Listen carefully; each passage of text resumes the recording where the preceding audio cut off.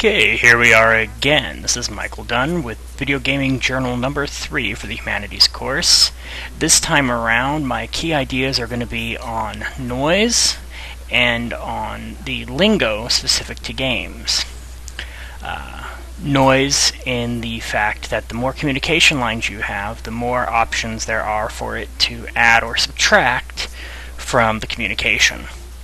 Right off, I have 2 chat windows open. This is my standard interface whenever I'm playing EVE Online. I have 2 chat windows, each with I default to 5 chat tabs apiece, so 10 chat channels that I'm monitoring, plus the voice chat program, Ventrilo, that I keep running, and occasionally, depending on what's going on, a secondary voice chat program, TeamSpeak. I am the CEO of my corporation of 30 members, that's EVE's version of a guild, and the executor of our alliance, which is like a guild of guilds. We have 7 corporations in our alliance, so I need to keep the communication channels open. I've got my corporate channel here, the alliance channel. This is a general channel for CEOs of corporations. We network and ask each other questions.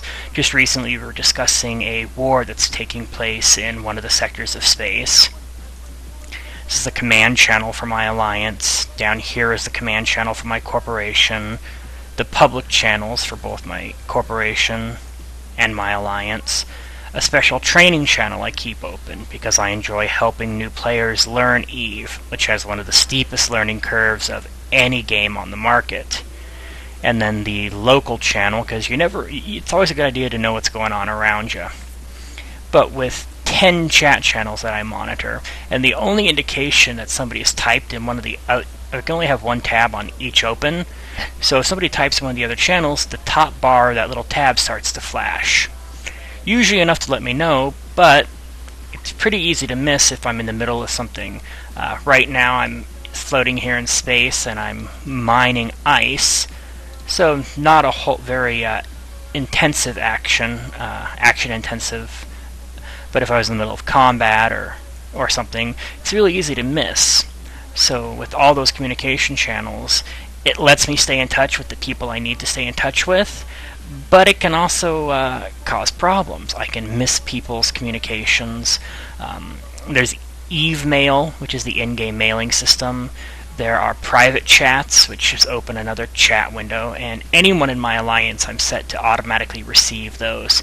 So on a busy day, it's not abnormal to have my 10 basic plus another 3 or 4 open, depending on what I'm doing, another half dozen or more private conversations, plus what I'm talking to my buddies with on voice chat. Lots of lines of communication. It helps me coordinate and help people with the game and get things done and enjoy it more. But it can lead to some miscommunications at times. I'll type something in the wrong chat channel or answer the question to the wrong person, or any number of problems. And I think that's just going to happen the more lines of communication you have, the more you can control who and where you're talking with people, the better it is. But the more you multitask that, the more options there are for miscommunications or missed communications. Really easy to miss that flashing bar. The second key point that I had today was about being able to use game lingo and the satisfaction that a lot of experienced players draw from that. I've played EVE for almost 3 years, and then the dissatisfaction that newer players can experience when not knowing what somebody's talking about. I'm going to open here and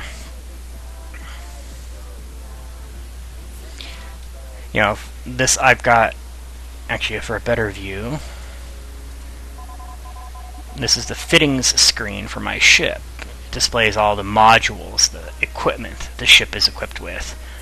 A new player isn't going to know what a rig is. If I say, these modules are called expanded cargo hold 2s, but a lot of times we just call them cargo 2s. Shield boosters, INVO fields, short for invulnerability fields. A lot of abbreviation, MWDs for micro warp drives. Even the ships themselves. This is a Mackinac class Exhumer, an ice mining ship that we just call a Mac. There are abbreviations for ship classes, and even beyond that there's abbreviations for the actions people will take. One of the most common forms of player versus player combat is what we call tackling. You fit a ship with webs and scrams and either an AB or an MWD, and you get in close, web and scram the target and hold them, usually speed tanking, so that the DPSers can nuke him. And to de-jargon that, you use a small fast ship, usually a frigate or a Tech 2 advanced version called an interceptor, and you fit it with a stasis webifier that slows down your target, and a warp scrambler, which prevents your target from escaping in warp. You get in close and you move at such a high rate of speed by using an afterburner or a micro warp drive that they're unable to hit you with their weaponry, speed tanking them. And then the heavy hitters, people in battleships or other high damage per second DPS, come in and they deal the real damage while you lock the target in place. You tackle them. When talking to a new player, it's really easy, as an almost 3-year veteran, to just slip into that lingo. Watch that rat, it's going to web ya, or you need to nos that scepter. Things that you take for granted that a new player can be very quickly overwhelmed by, especially when you add the technical aspects of EVE. EM, thermal, kinetic, explosive resistances for shields, armor, and structure, effective hit points, actual hit points, targeting ranges, sensor speed, lock speed, scan resolution, sensor range, sublight speed, warp speed, cargo bay, CPU and power grid, calibration points. Very technically oriented game, lots of math.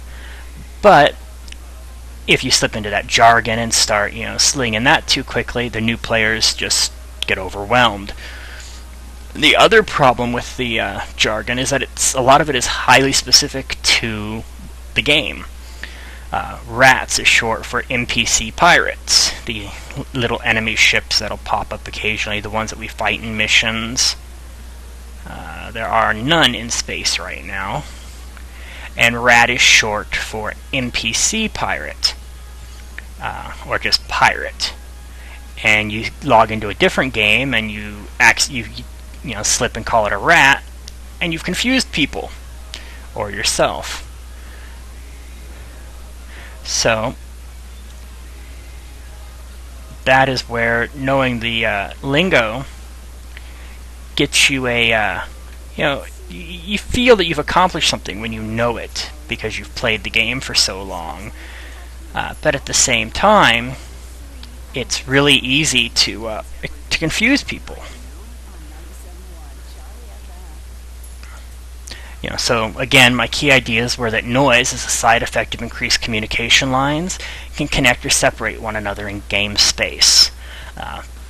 All my different chat channels let me talk to people easily, but it makes it harder for me to keep track of who I'm talking to about what, and communications can get dropped. The second key idea is that my own experience suggests the joys as well as frustrations involved in knowing or not knowing how to talk the talk of a particular virtual world.